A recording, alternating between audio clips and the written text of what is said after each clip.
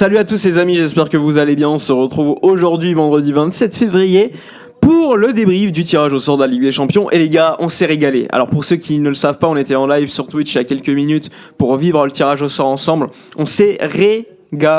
Alors évidemment, on va en parler, on va débriefer tout ça. Je ne vous dis pas que le Barça va faire un bon parcours en Ligue des Champions, mais honnêtement, compte tenu du tirage, il faut que le Barça fasse le job. Donc on va revenir sur tout ça. N'hésitez pas en préambule à mettre un petit like, à vous abonner sur YouTube, mais également sur mon canal Twitch. Demain, il y aura un avant-match contre Villarreal, donc soyez là. N'hésitez pas non plus à booster la vidéo, ça fait ultra plaisir. Alors on peut dire que Ivan Rakitic, qui était donc destiné à nous mettre bien dans ce tirage au sort, Ivan Rakitic, ancien joueur du Barça, qui a donc tiré les boules pour le Barça et pour toutes les autres équipes européennes en lice pour le titre de la Ligue des Champions. Et là, on peut se régaler. Déjà, le premier tirage, ça a bien commencé. City Real. Alors là, on se dit, merci Ivan, tu nous mets bien. Le Real Madrid qui se tape un gros directement en huitième de finale, même si c'est un match qu'on a déjà vu à maintes reprises. Moi, j'en ai rien à faire. On peut le voir tous les ans si vous voulez. Moi, ça me régale, tout simplement. Espérons donc un bon résultat de la part de Manchester City. Il y aura la 8 Watch en espérant que le match, donc je le rappelle, match aller soit le 10, soit le 11, et le match retour le 16-17. L'idéal, ce serait quand même de voir un match le mardi pour voir si City fait le job au Bernabeu, puis le match retour au City à City. Ensuite, autre tirage, Barça-Newcastle. Eh oui, donc on attendait forcément donc soit le PSG, soit Newcastle pour le Barça. C'était Newcastle. Et le tirage, il est de fou. Très bon tirage pour le Barça. Je vous dis pas que Newcastle est naze. Attention, loin de là.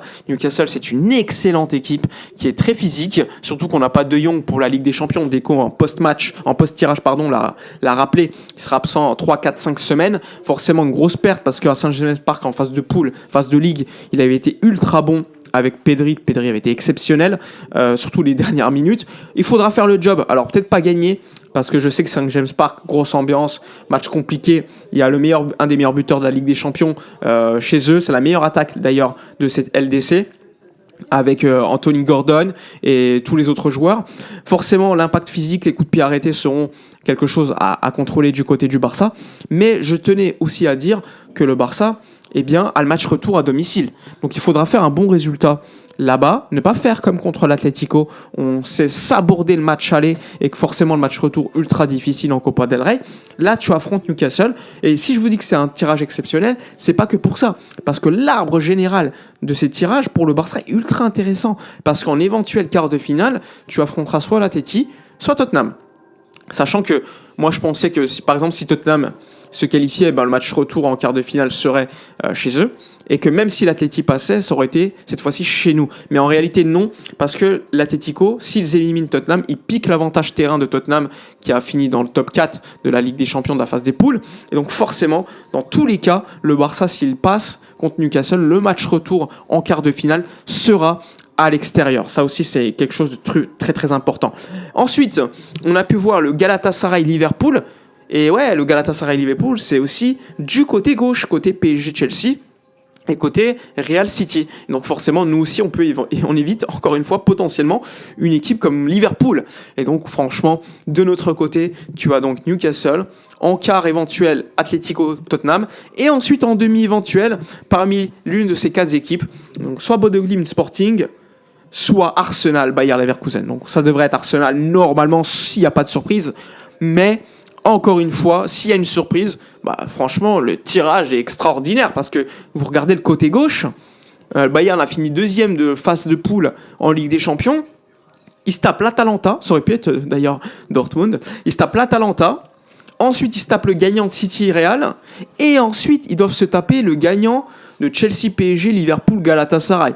Donc, il y a un tirage très difficile alors qu'ils ont fini top 2. Mais encore une fois, c'est toi et ta chance. Tu as une chance sur deux. La chance, c'est passer du côté d'Arsenal, qui a un parcours, franchement, royal jusqu'au demi. Parce que même si Bodo Glimt et le Sporting sont des équipes surprises qui jouent bien au foot, surtout Bodo, Arsenal, sur le papier, c'est quand même supérieur à toutes ces équipes.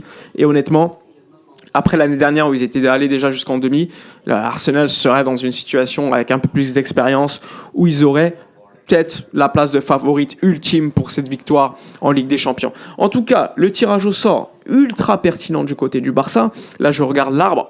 Moi, perso, si je devais faire des petits pronostics assez rapidement, je verrais le PSG se faire éliminer par Chelsea parce que j'estime que Stamford Bridge, match retour à l'extérieur pour le PSG, ça peut être ultra compliqué, sachant qu'ils sont pas dans une grande forme de ouf, cette équipe du PSG. Et que Chelsea, c'est une équipe typiquement Ligue des Champions, typiquement grosse soirée européenne. On l'a vu en Coupe du Monde des clubs aussi, même s'ils ont changé de coach, il y a eu beaucoup d'évolutions. Ça reste une équipe très solide. Ensuite, Galatasaray et Liverpool, je vois quand même Liverpool passer, retour à Anfield. Je pense que la logique va être respectée. Même si, attention, parce que le match aller, c'est à Istanbul, et on sait qu'à Istanbul, cette équipe est capable de tout. Ensuite, tu as Real City, je vois plutôt City passer, parce que cette équipe du Real a trop de problèmes collectif et qu'en plus de cela Mbappé serait peut-être out, et pour moi Mbappé c'est peut-être le seul joueur de cette équipe avec Vinicius qui est capable de battre un collectif à lui seul par cette individualité. Mais encore une fois, collectivement, pour moi il n'y a même pas photo entre les deux équipes. Mais encore une fois, le retour il sera à City. Il faudra que City fasse un bon match au Bernabeu, peut-être pas perdre, faire un nul, et ensuite je pense qu'ils vont se qualifier. Ensuite, Bayern, Atalanta, je vois le Bayern passer, parce que le Bayern, certes, c'est une équipe qui en Bundesliga se régale, mais marque beaucoup de buts en Ligue des Champions. J'ai hâte de voir ça quand ça va monter en gamme, mais normalement, ça devrait monter en gamme dès l'écart pour eux, donc j'ai hâte de voir ça.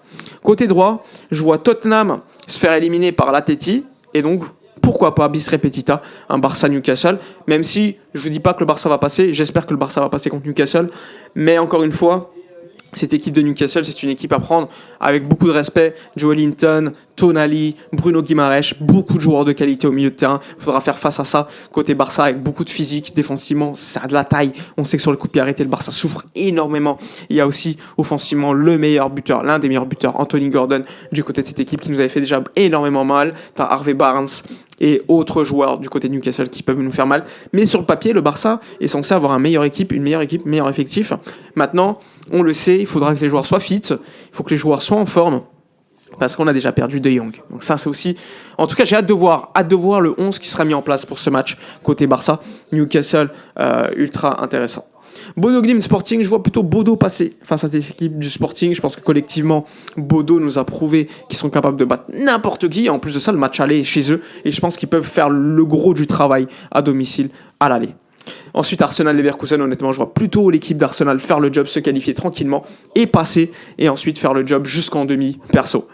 Voilà pour ce petit débrief, ce petit pronostic pour les quarts, pour les demi, etc. Et pour les huitièmes tout court. Tirage au sort ultra pertinent pour le Barça, évidemment qu'on est content, mais ça ne signifie pas que le Barça va se qualifier. On se calme, on est réaliste, et il faudra prendre les matchs après les uns après les autres, surtout qu'en ce moment le Barça est dans une dynamique pas ultra pertinente. Pour autant, maintenant il faut reprendre des forces et prendre les gros matchs les uns après les autres et être respectueux de l'adversaire. Voilà pour ce débrief. N'hésitez pas dans l'espace commentaire à liker, commenter, partager. Moi je vous dis à la prochaine, et d'ici là, comme d'habitude, portez-vous bien.